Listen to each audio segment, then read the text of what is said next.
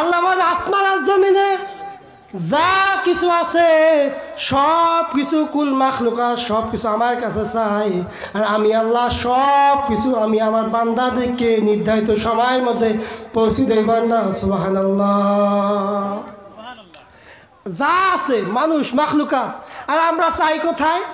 আল্লাহ কয় বান্দারা আমার কাছে চায়, আর আমরা চাই পীরের কাছে।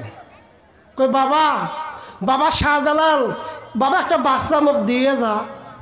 ইতিহাসের মধ্যে আমি পড়লাম শাহজালাল রহমতুল্লাহ জীবনে বিয়েই করেন। সেই পীরের কাছে গেলে কি বাচ্চা দেবে? এই কোরআনের মাহফিল কাদের জন্য?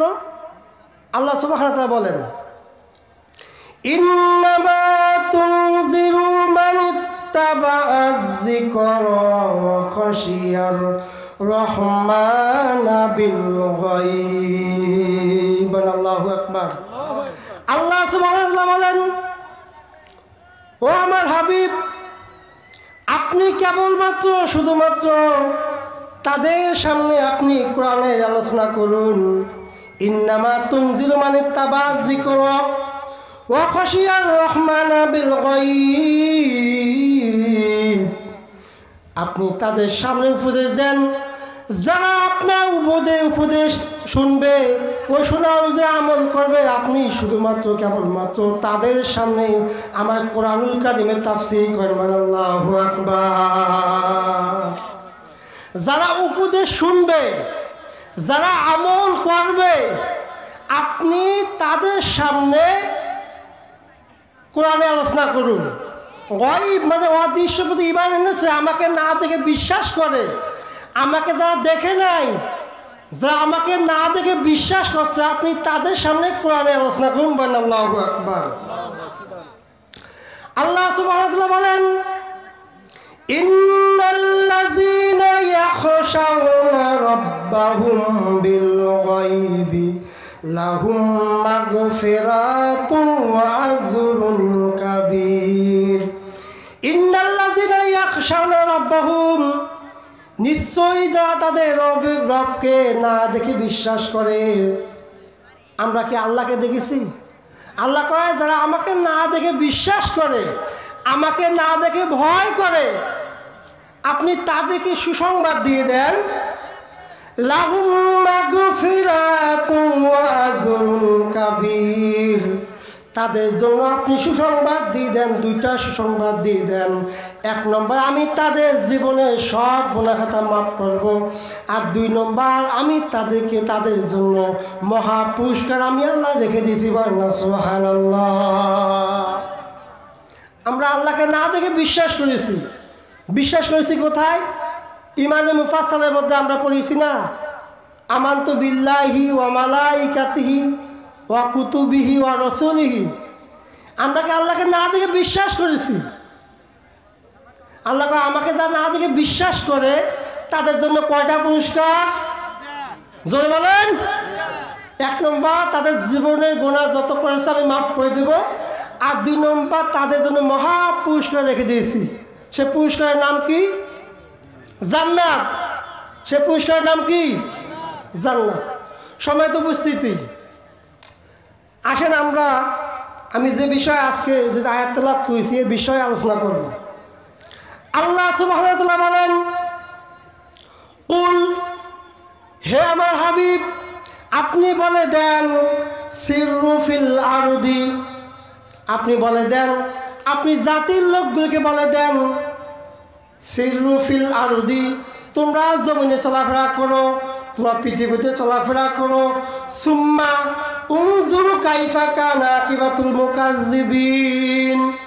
যারা আমি আল্লাহর সঙ্গে দুশমনি করেছিল, আমার কোরআনের আয়াতগুলোকে অস্বীকার করেছিল, যা নবীদেরকে মিথ্যা মনে করেছিল, যারা আমার সঙ্গে দুশমনি বিদ্রোহ করেছিল, আমি আল্লাহ তাদেরকে কেমন অবস্থা করেছি তোমরা তাকাইয়া দেখো।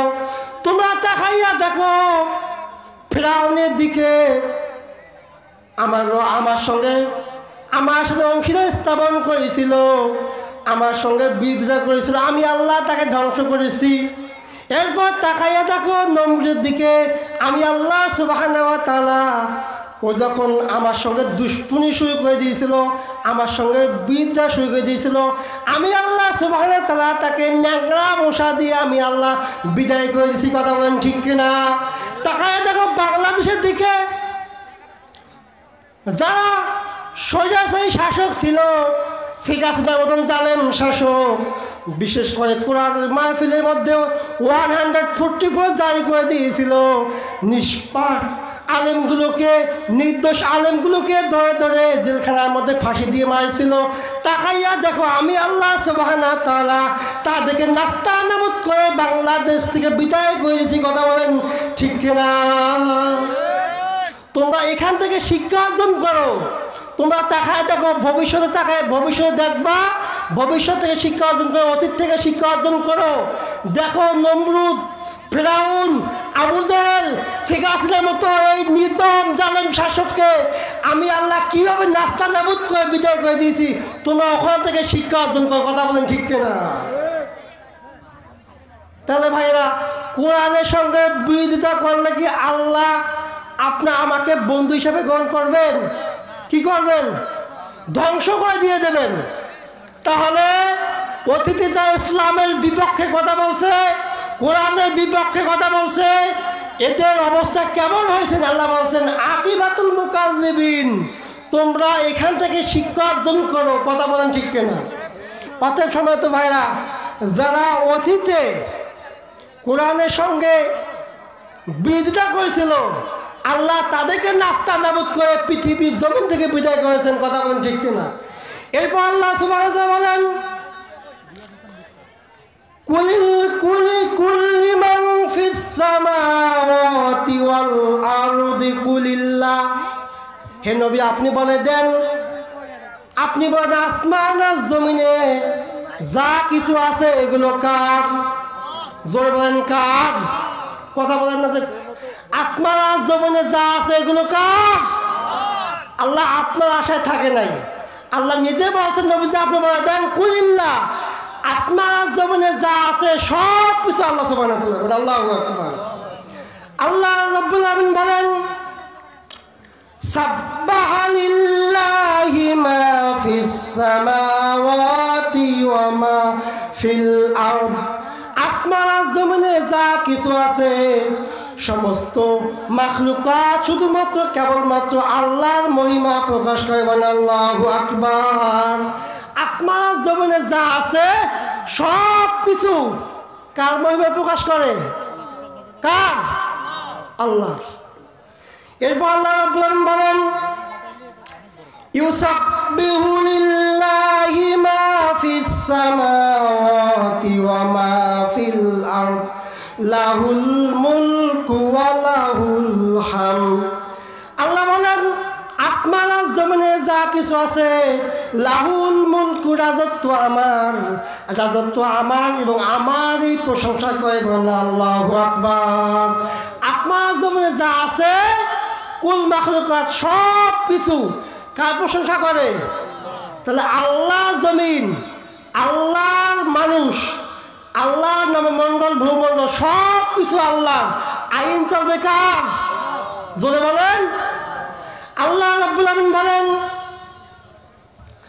আলা লাহুল খালকু ওয়াল আমরু তাবারাকাল্লাহু রাব্বুল আলামিন। সৃষ্টি তার, আইন চলবে তার। সৃষ্টি কার? জোরে বলেন। আল্লাহ। চলে কার? আইন চলে কার? আল্লাহর আইন। আমি মনে করি আল্লাহ আইন চলে না। আল্লাহ আইন চলে মসজিদের ভেতরে, তাও আবার সুদখোর, ঘুষখোর, বেনামাজির জন্য খতিব সাহেবরা কোরআনের হক কথা বলতে পারে না। ঠিক এটা বলেন। আল্লাহ বলেন আমার জমিন, আমার আসমান, আমার সব কিছু তোমরা মানুষের মন গড়া আইন দিয়ে বিচার ফয়সালা করবা।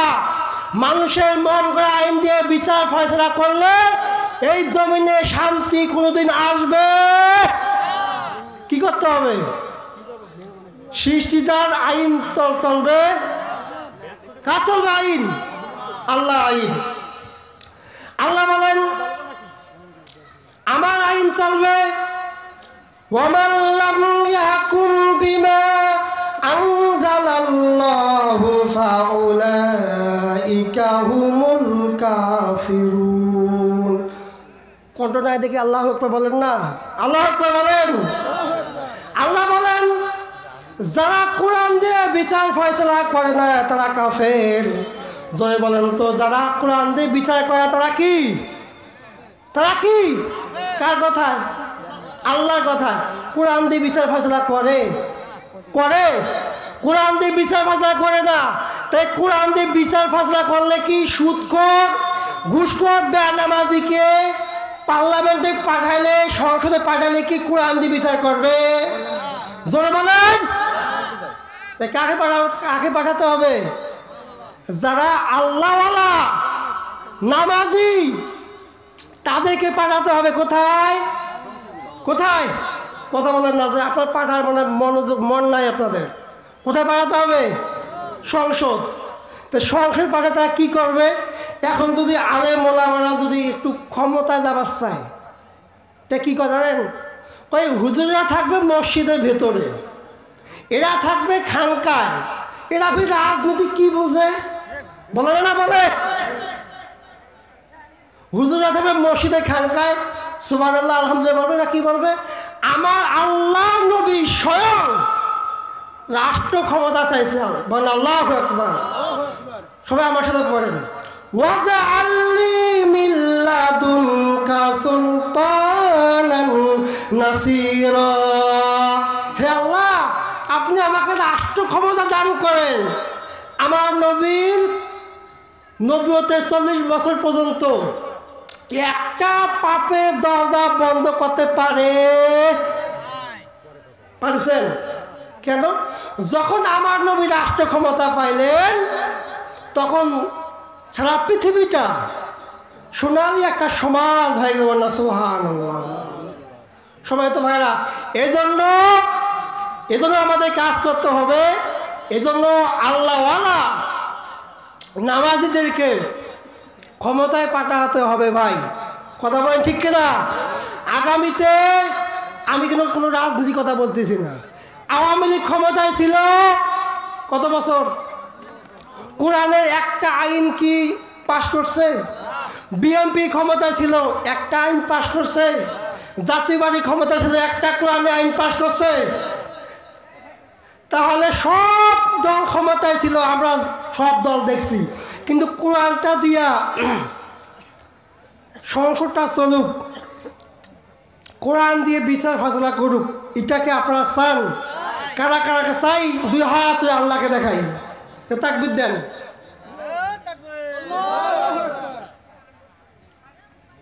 তাকবীর দেন। লোক তাকবীর দেওয়ার লোক নাই। মুসলমানের আওয়াজের কারণে মুসলমানরা আজকে মার খাইতেছে। আজকে হিন্দুর মতো লোক মুসলমানদেরকে বাঁধতেছে। কথা বলেন ঠিক কিনা? 750 বছর মুসলমানেরা ভারত শাসন করছেন, একটা হিন্দুকে মুসলমান বানায় নাই। যদি ইচ্ছা করত একটা হিন্দু ভারতে থাকবে না, সব মুসলমান হয়ে যায়, পারত না?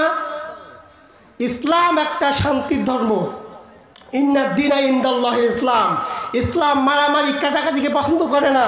এজন্য ভাইরা আপনাদেরকে আবার নতুনভাবে যেভাবে দ্বিতীয়বার নিজের রক্ত বিলিয়ে দিয়ে ইসলাম আবার নতুনভাবে দেশটাকে স্বাধীন করছেন, আবার আল্লাহ ক্ষমতা যেতে পারে, কোরআন দিয়ে বিচার ফয়সালা করতে পারে।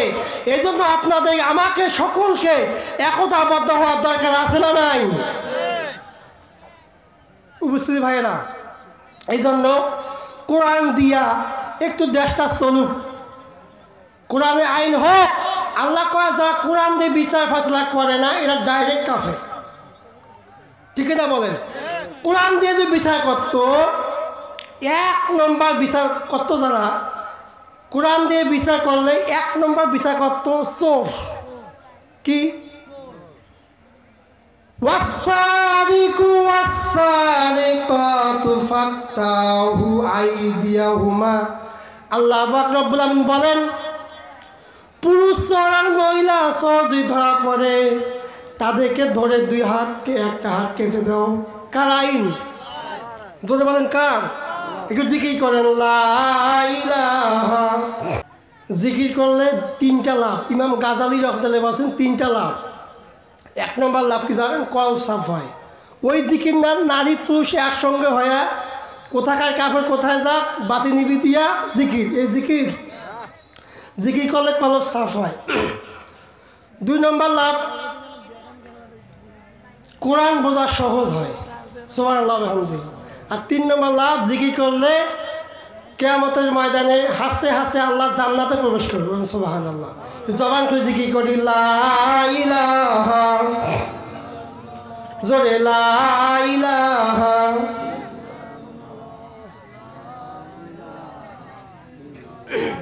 লা ইলাহা।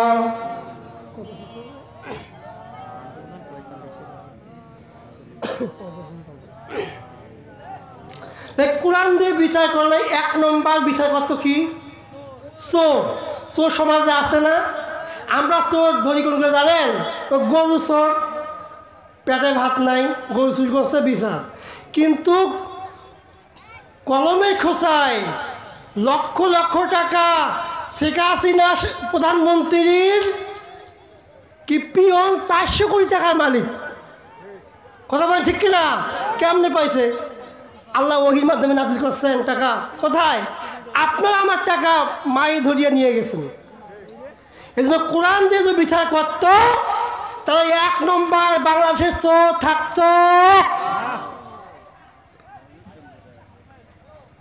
চেয়ারম্যান মেম্বার তো এতিমের মাল, মিসকিনের মাল, টাকা পয়সা, চাল তেল সব চুরি করিয়া ঘরের মধ্যে রাখে। রাখে না রাখে? আপনার দেখেন না ভুট্টার বাড়ির মধ্যে চালের বস্তা রাখছিল? দেখেন এখন দেখেন না ভিডিওর মধ্যে। এই কোরআন দিয়ে যদি বিচার করত তাহলে 1 নম্বর চুরি থাকতো না। 2 নম্বর কোরআন যদি কেউ বিচার করত, আমার আল্লাহ রাব্বুল আমিন নিয়ম নীতি দিয়েছেন কোরআন দিয়ে বিচার করলে 2 নম্বর বিচার করত। কোনো অবিবাহিত যুবক যদি জেনা করে, আল্লাহ রাব্বুল আমিন আইন দিয়েছেন তাকে 100 বেত আঘাত করবে এবং 1 বছরের জন্য দেশ থেকে বের করে দেবে না। সুবহানাল্লাহ। এটা কার আইন? কোরআনের আইন। আর কত যুবকরা যে জেনার মধ্যে লিপ্ত আছে, কোরআনের আইন যদি থাকতো তো জেনা বেবিচার থাকতো না। জেনা বেবিচার কেমনে হবে না? কি জন্য হবে না? ছেলে মেয়ে উপযুক্ত বয়স হলে বিবাহ দেওয়া ফরজ। প্রত্যেক বাবা মার দায়িত্ব এটা। আমরা কি এটা কাজ করি না? ছেলে মেয়ে যে জেনা করে, যে পরিমাণ জেনা করবে ওই পরিমাণ গুনাহ আপনার আমলনামা লিখে দেবে। নাউজুবিল্লাহ বলেন। যদি কোরআন দিয়ে বিচার করেন ভাই, এই আইনগুলো বাস্তবায়ন করত কারা করবে? যারা বেনামাজি, ইসলাম বিরোধী, তারা কি চাবে কোরআন দিয়ে বিচার ফয়সালা হোক?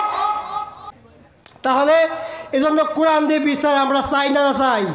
আল্লাহ যেন আমাদেরকে কোরআন দিয়ে সংসদ চলবে, আল্লাহওয়ালা যেন ক্ষমতায় যেতে পারে। যতদিন পর্যন্ত যাইতে না পারে অতদিন পর্যন্ত আল্লাহ পাক আমাদের সকলকে হায়াতে তাইয়্যিবা দান করুন। আল্লাহুম্মা আমিন। আল্লাহ রাব্বুল আমিন পরে আয়াতে বলেন, কাতাবা আলা নাফসিহি রাহমাতান। আল্লাহ বলেন, আমি জগৎ সৃষ্টি করেছি, কুল মাখলুকাত সৃষ্টি করেছি, আমি এটা নির্ধারিত করে দিয়েছি, আমি এটা রক্ষণাবেক্ষণ করা আমি আল্লাহ নিজ হাতে নিয়েছি। বন্যা সুবহানাল্লাহ। সৃষ্টি আল্লাহ পাক করেছেন, আল্লাহ সুবহানাহু ওয়া তাআলা এটা রক্ষণাবেক্ষণ করবেন। বন্যা সুবহানাল্লাহ। আল্লাহ রাব্বুল আলামিন বলেন, ইয়াসআলুহু মান ফিস সামাওয়াতি ওয়াল আরদি কুল্লা ইয়াউমিন হুয়া ফিস শান। আল্লাহ বলেন, আসমান আর জমিনে যা কিছু আছে সব কিছু কুল মাখলুকা সব কিছু আমার কাছে চাই, আর আমি আল্লাহ সব কিছু আমি আমার বান্দাদেরকে নির্ধারিত সময়ের মধ্যে পৌঁছে দেবার না। সুবহানাল্লাহ। যা আছে মানুষ মাখলুকাত, আর আমরা চাই কোথায়? আল্লাহ কয় বান্দারা আমার কাছে চায়, আর আমরা চাই পীরের কাছে। কই বাবা বাবা শাহজালাল, বাবা একটা বাচ্চা মুখ দিয়ে যা। ইতিহাসের মধ্যে আমি পড়লাম শাহজালাল রহমতুল্লাহ জীবনে বিয়েই করে নাই। সেই পীরের কাছে গেলে কি বাচ্চা দেবে? আমরা চাবো কার কাছে?